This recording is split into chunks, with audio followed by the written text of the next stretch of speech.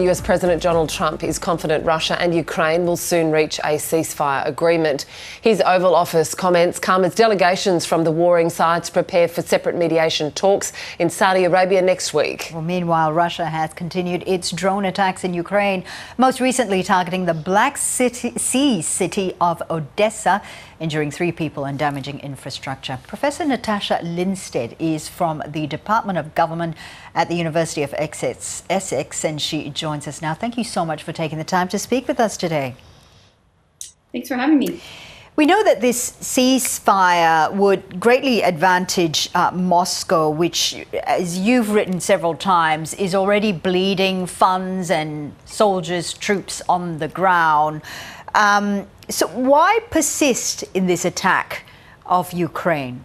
And why not go along with the ceasefire? No, that's a really good question, because you would think, as you mentioned, that Russia would welcome the chance to regroup, and that's what a ceasefire often does, give troops time to regroup.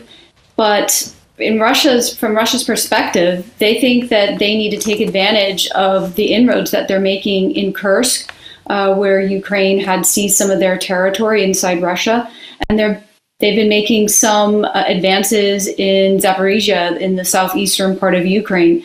So they don't want to stop the attacks, and they've been continuing to attack civilians and other different types of infrastructure. They want to keep pressing Ukraine and really get Ukraine to its knees, whereas some sort of limited ceasefire on energy infrastructure might actually help it, since so much of its revenues come from oil in particular and gas, but also that their energy grids have been affected by some of these long-range attacks from Ukraine. So they feel that they just want to keep pressing ahead rather than agree to too much at this point. But at the same time, we have Ukraine's leader, President Zelensky, agreeing unconditionally to this ceasefire, and then also calling on Moscow to stop putting, and I'm going to quote here, unnecessary demands on peace talks. Now, the optics of this, of course, makes him out to be the one that's pro-peace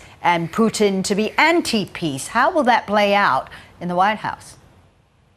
Right, and that's exactly what Zelensky wants to do, particularly after that very disastrous press conference where Trump and Vance, in my opinion, put Zelensky into a corner and made it very, very difficult for him. And that's a very unusual way to treat a U.S. ally.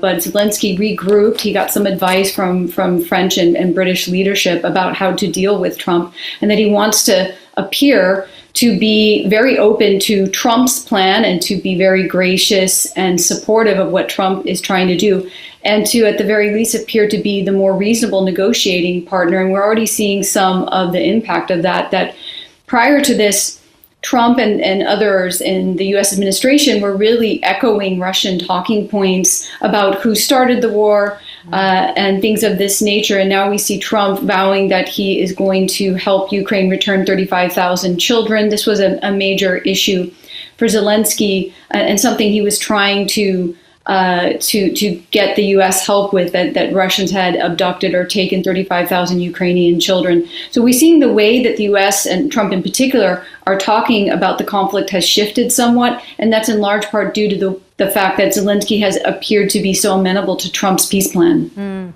Now, both Ukraine and Russian delegations are preparing to travel to Riyadh for separate peace talks. They won't be meeting each other, but they will be meeting with negotiators and mediators there in Riyadh. This is the closest that both sides have gotten to some sort of negotiating table. How much do you think credit should be given to the current White House administration? After all, peace in Ukraine would be a feather in President Donald Trump's cap.